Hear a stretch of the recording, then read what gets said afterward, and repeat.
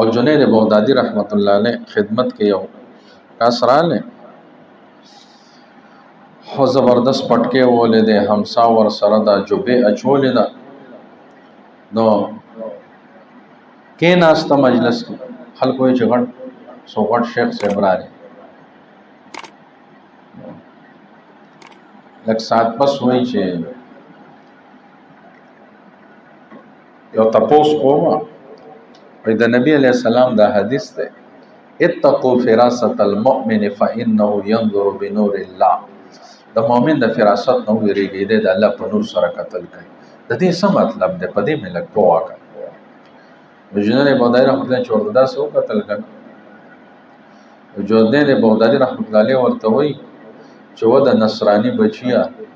د دې مطلب دا دی چې کلمه وای مسلمان شي خولې شرنګ تک زړ شو نو خلکو میران دي چې دومره غټ علامه صاحب ته عیسائی بچے ہوئے او ورته چې کلمه خدا سے زبردست پرهیزګار انسان دی بوته اس دغه جوړ کړ سره تک زړ شو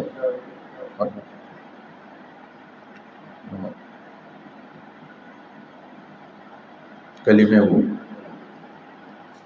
کلمه وو لکه صاحب غل شو بس به کلمه وو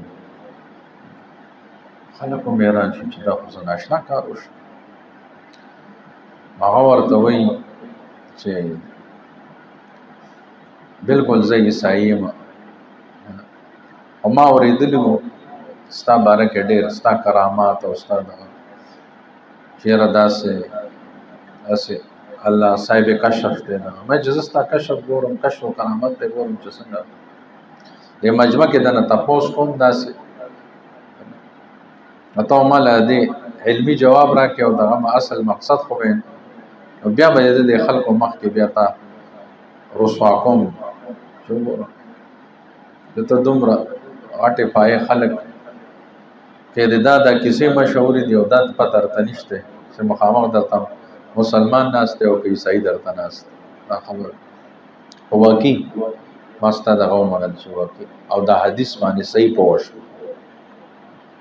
چې واقعي د مؤمن د فراست نه ویریږي د الله په نور سره قتل کوي